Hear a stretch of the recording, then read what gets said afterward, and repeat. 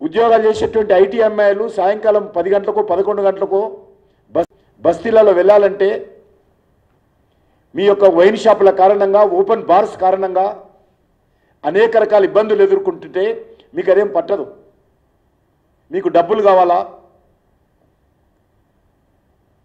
ఆ డబ్బులతో welfare activity చేయాలా, ఓట్లు పొందాలా, అధికారం రావాలా, మద్యం వ్యాపారంలో వేల కోట్లు సంపాదించాలా. ఈరోజు కూడా తెలంగాణలో ఈ రాష్ట్ర ప్రభుత్వం కూడా మద్యం వ్యాపారస్తుల దగ్గర ఆర్జీ ట్యాక్స్ వేస్తూ ఉంది, additional tax, Rahul Gandhi tax.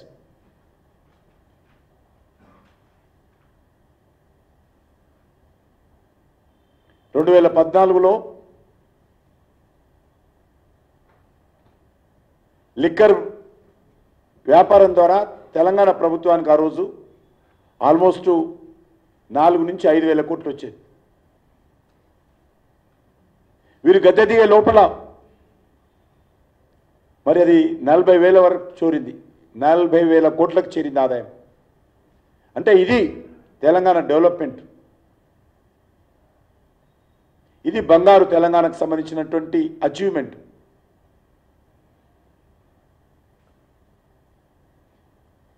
ఇదే రకమైనటువంటి మోడల్ లిక్కర్ బిజినెస్ మోడలు ఆప్ ప్రభుత్వానికి బదిలీ చేశారు. అందులోనే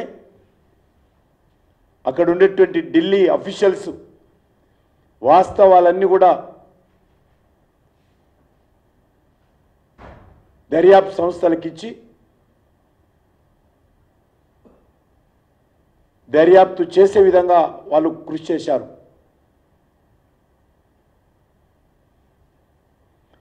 తెలంగాణలో దోచుకున్నట్లు ఢిల్లీలో కూడా దోచుకోవాలని తెలంగాణ మోడల్ను ఢిల్లీకి పంపి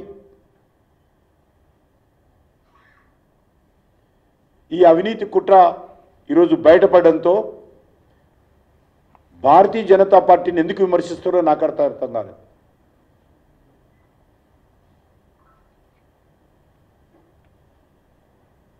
నేను ఒక్కటే ఈరోజు కేసీఆర్ని అడుగుతా ఉన్నాను, మీరు ఢిల్లీ ప్రభుత్వంలో జరిగినటువంటి లిక్కర్ వ్యాపారంలో మీ కుటుంబ సభ్యుల యొక్క భాగస్వామ్యం ఎందుకు పోయింది?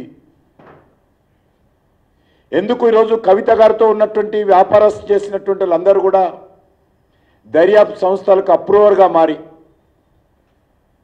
మొత్తం కవిత చేసినటువంటి అన్ని వ్యవహారాలను కూడా ఎందుకు ఈరోజు లిఖితపూర్వకంగా దర్యాప్తు సంస్థలకు ఇచ్చారు?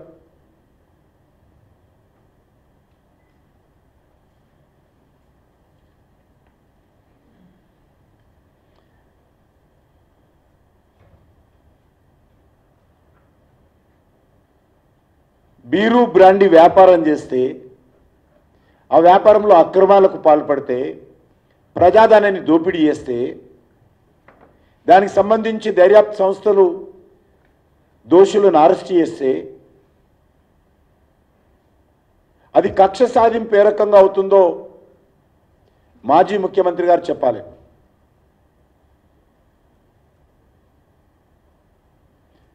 దర్యాప్తు సంస్థలకు కేజ్రీవాల్ కానీ కవిత కానీ అనేక నోటీసులు ఇస్తే నోటీసులకు సంబంధం ఇవ్వకుండా స్పందించకుండా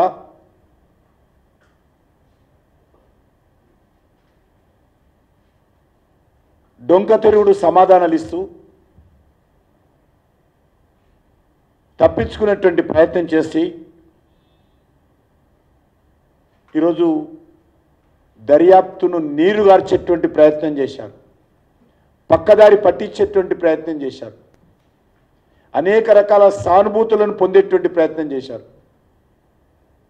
కానీ ఈరోజు దేశ ప్రజలు ఏ ఒక్కరు కూడా, సామాన్య ప్రజలు, విజ్ఞులు, విజ్ఞానవంతులు, మేధావులు ఈ విషయంలో కేజ్రీవాల్ అరెస్టును, ఈ యొక్క లిక్కర్ కుంభకోణానికి సంబంధించినటువంటి దర్యాప్తును అందరూ కూడా సమర్థిస్తున్నారు. ఎందుకంటే ఇది బ్లాక్ అండ్ వైట్, సాక్ష్యాలు ఉన్నాయి, ఆరోపణలు కాదు, అన్ని రకాల సాక్ష్యాలు ఉన్నాయి ఢిల్లీ ప్రభుత్వం యొక్క అవినీతి ఈ యొక్క కుంభకోణం మీద అన్ని రకాల దర్యాప్తులో వాస్తవాలు బయటపడ్డాయి.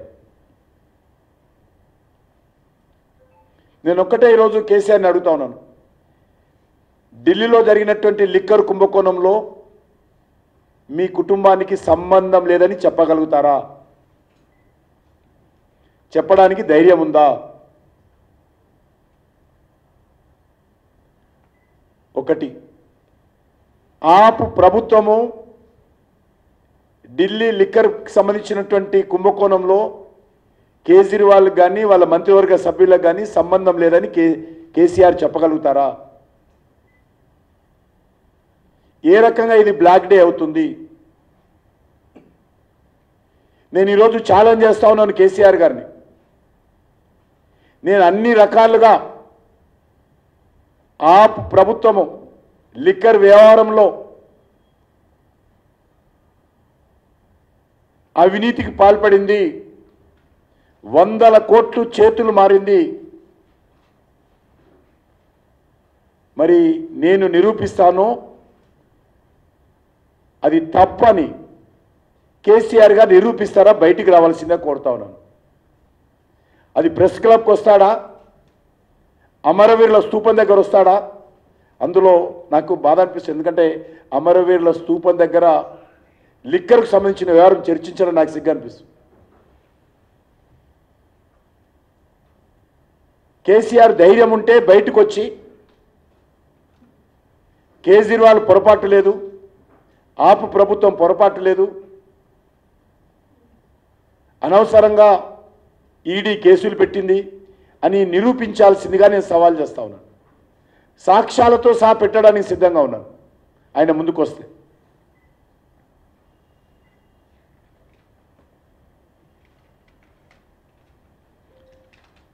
అవినీతికి పాల్పడలేదు, దోపిడీ జరగలేదు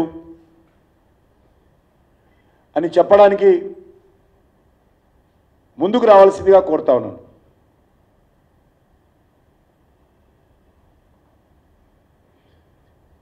ఈరోజు టీఆర్ఎస్ నాయకులు తెలంగాణతో ముడిపెడుతున్నారు కవిత అరెస్టును. కవిత అరెస్టుకు తెలంగాణకు సంబంధం లేదు. కవిత అరెస్టుకు తెలంగాణ రాజకీయాలకు సంబంధం లేదు. కవిత అరెస్టుకు భారతీయ జనతా పార్టీకి సంబంధం లేదు. కవిత అరెస్టు ఢిల్లీలో జరిగినటువంటి ముఖ్యమంత్రి, ఢిల్లీలో జరిగినటువంటి ఉప ముఖ్యమంత్రి, ఢిల్లీలో జరిగినటువంటి ఆపు ప్రభుత్వం సంబంధించినటువంటి అక్రమ లిక్కర కేసుకు సంబంధించినటువంటి కుంభకోణానికి సంబంధించినటువంటి అంశంలో మాత్రమే అరెస్ట్ చేశారు. కాబట్టి అది బీజేపీకి కానీ తెలంగాణకు కానీ తెలంగాణ ప్రజలకు కానీ తెలంగాణ సెంటిమెంట్కి కానీ తెలంగాణ రాష్ట్ర రాజకీయాలకు కానీ ఏ రకమైనటువంటి సంబంధం లేదు.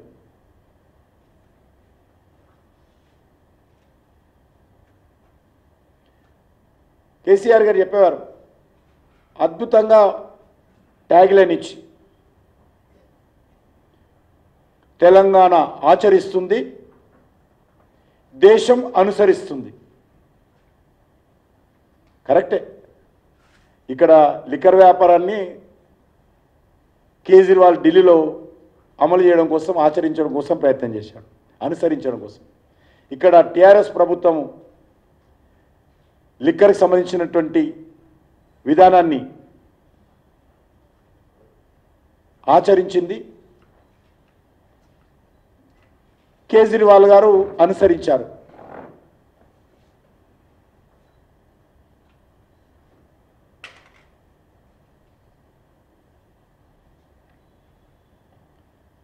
ఈరోజు కాంగ్రెస్ పార్టీ నాయకులు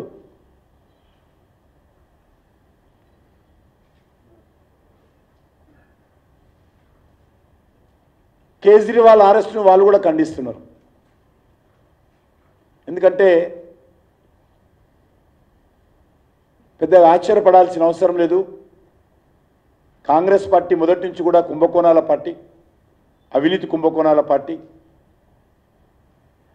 కాంగ్రెస్ పార్టీని స్కామ్లను విడిగా వేరు చేసి చూడలేం మనం. కాబట్టి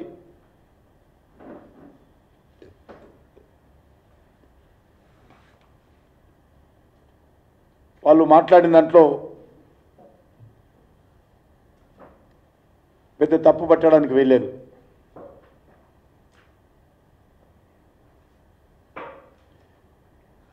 కాంగ్రెస్ పార్టీ పదే పదే మేము చెప్తా ఉన్నాం, మీరు వచ్చి 100 రోజులు దాటింది, 100 రోజుల లోపల మేము అవినీతి పైన చర్యలు తీసుకుంటాము, మొత్తము టీఆర్ఎస్ పార్టీ చేసినటువంటి అవినీతి కార్యక్రమాలన్నీ కూడా కోల్డ్ స్టోరేజ్లో కాంగ్రెస్ పార్టీ పెట్టింది.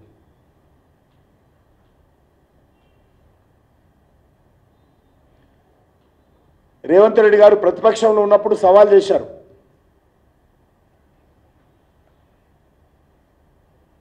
కిషన్ రెడ్డి నీకు దమ్ముందా, అమిత్ షా అపాయింట్మెంట్ ఇప్పించు, నా దగ్గర కాళేశ్వరం ప్రాజెక్టులకు సంబంధించినటువంటి అన్ని సాక్ష్యాధారాలు ఉన్నాయి, సిబిఐ దర్యాప్తు చేస్తే నేను నిరూపిస్తా, నిరూపించకపోతే రాజకీయ సన్యాసం తీసుకుంటా అని ముఖ్యమంత్రి గారు మాట్లాడారు. ఈరోజు మేడిగడ్డ ప్రాజెక్టు పైన ఏమైందని అడుగుతా ఉన్నాను. కళ్ళ ముందు పూర్తి స్థాయిలో అవినీతి కుంభకోణాలు జరిగితే ఇదే కాంగ్రెస్ పార్టీ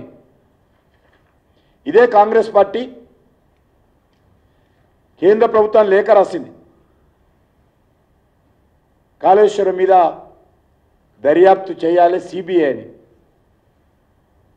అప్పుడు కేంద్ర ప్రభుత్వానికి సంబంధించినటువంటి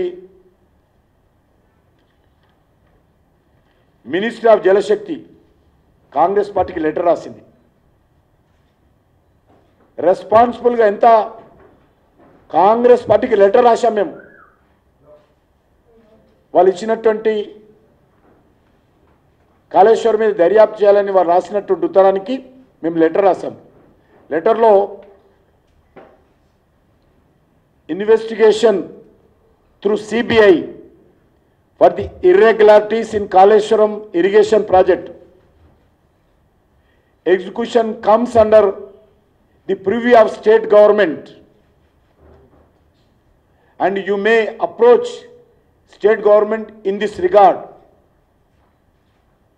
సిబిఐ దర్యాప్తు మేము చేయలేము, సిబిఐ దర్యాప్తు రాష్ట్ర ప్రభుత్వ పరిధిలో అంశము, కాబట్టి మీరు రాష్ట్ర ప్రభుత్వము అప్రోచ్ చేయండి అని కాంగ్రెస్ పార్టీ ప్రతిపక్షంలో ఉన్నప్పుడు కేంద్ర ప్రభుత్వానికి రాసినటువంటి ఉత్తరానికి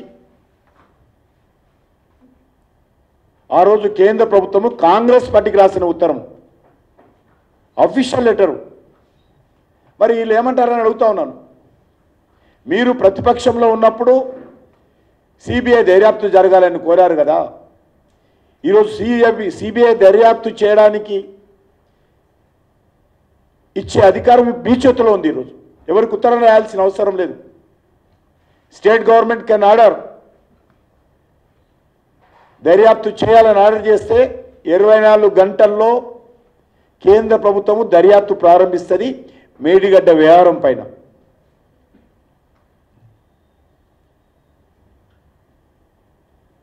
కాబట్టి నేను ముఖ్యమంత్రి గారిని కోరుతా ఉన్నాను, నాకు దమ్ముందా అని అడిగావు కదా, ఈరోజు ఆ దమ్ము నీకే వచ్చింది. ఈరోజు మరి మీరు అధికారంలోకి వచ్చారు, అమిత్ షా గారు కూడా అవసరం లేదు, కేంద్ర ప్రభుత్వం కూడా అవసరం లేదు, మీరు నేరుగా రాష్ట్ర ప్రభుత్వము సిబిఐ దర్యాప్తు చేసేటువంటి అధికారము మీకే ఉంది. ఈరోజు మీరు నిజంగా చిత్తశుద్ధి ఉంటే కోల్డ్ స్టోరేజ్లో అవినీతి కుంభకోణాలు పెట్టకండి, దర్యాప్తు చేసి వాస్తవ విషయాలు ప్రజలకు తెలిసే విధంగా చర్యలు తీసుకోవాల్సిందిగా కోరుతా ఉన్నాను. గతంలో ఇచ్చినటువంటి మాట మీద నిలబడాలని కోరుతా ఉన్నాను.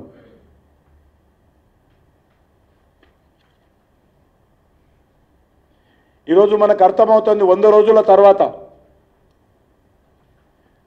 మాటలతోటే కాంగ్రెస్ ప్రభుత్వము పూట గడిపే ప్రయత్నం చేస్తూ ఉంది.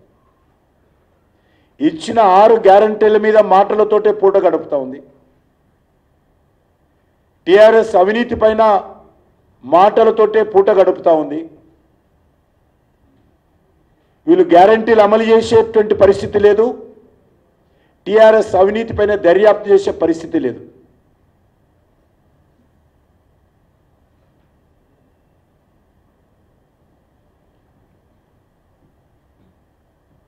పదే పదే ఈనాటి ముఖ్యమంత్రి ప్రతిపక్షంలో ఉన్నప్పుడు హైదరాబాద్ చుట్టుపక్కల అక్రమ భూ లావాదేవీలపైన అనేక సార్లు మాట్లాడారు.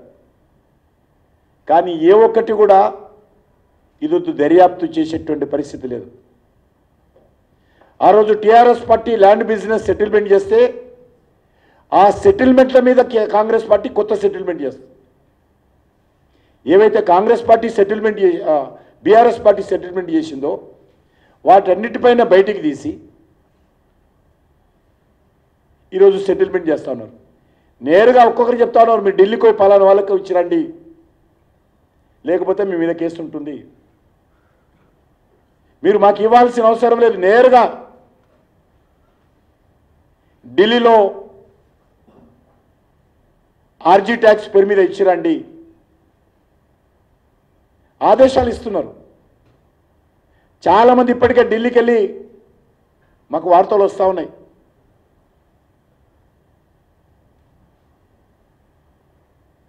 ఇంతకుముందు 2 రాష్ట్రాల్లో ఉండేది, ముందు తమిళనాడు ఉండేది స్క్వేర్ ఫీట్ కింద రేటు బిల్డర్స్కు. తర్వాత మొన్న తెలంగాణ ఎన్నికలప్పుడు డికే శివకుమార్ గారు తమిళనాడులో పెట్టాడు,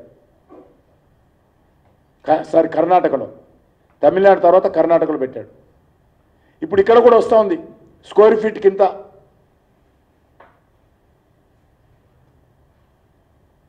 కంపెనీలను బెదిరిస్తూ ఉన్నారు, బిల్డర్స్ను బెదిరిస్తూ ఉన్నారు, రియల్ ఎస్టేట్ కంపెనీలను బెదిరిస్తూ ఉన్నారు, కాంట్రాక్టర్లను బెదిరిస్తూ ఉన్నారు.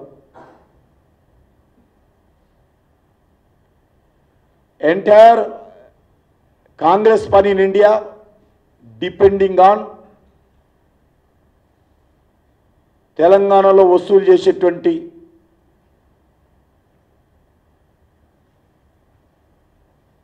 డబ్బుల మీదనే ఆల్ ఇండియా కాంగ్రెస్ పార్టీ ఈరోజు వ్యవహారం చేస్తున్నది. కాంగ్రెస్ పార్టీకి ఓటేసిన పుణ్యానికి లేక ఓటేసిన పాపానికి తెలంగాణ ప్రజలు భరించాల్సిన పరిస్థితి ఏర్పడింది.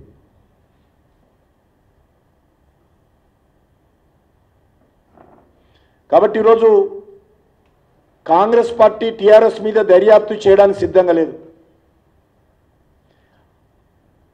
టీఆర్ఎస్ మీద దర్యాప్తు పేరుతో గతంలో జరిపినటువంటి లావాదేవీలను చూపించి బెదిరించి మీరు వాళ్ళకి ఇచ్చారు కదా మాకివ్వండి అని వసూలు చేసేటువంటి పరిస్థితి ఈరోజు జరుగుతూ ఉంది. రాహుల్ గాంధీ మనుషులు హైదరాబాద్లో తిష్ట వేసుకొని కూర్చొని ఆర్జీ ట్యాక్సీ పేరుతో ఈరోజు వసూలు చేస్తూ ఉన్నారు. కాబట్టి అవినీతి విషయంలో దొందే. ఈ 2 పార్టీలకు తేడా లేదు. కుక్కతోక వంకర్ అన్నట్టు కాంగ్రెస్ పార్టీ ఇక మారదు. కాంగ్రెస్ పార్టీ చరిత్రనే అవినీతి. కాబట్టి నేను మళ్ళీ ఒకసారి ప్రశ్నిస్తున్నాను.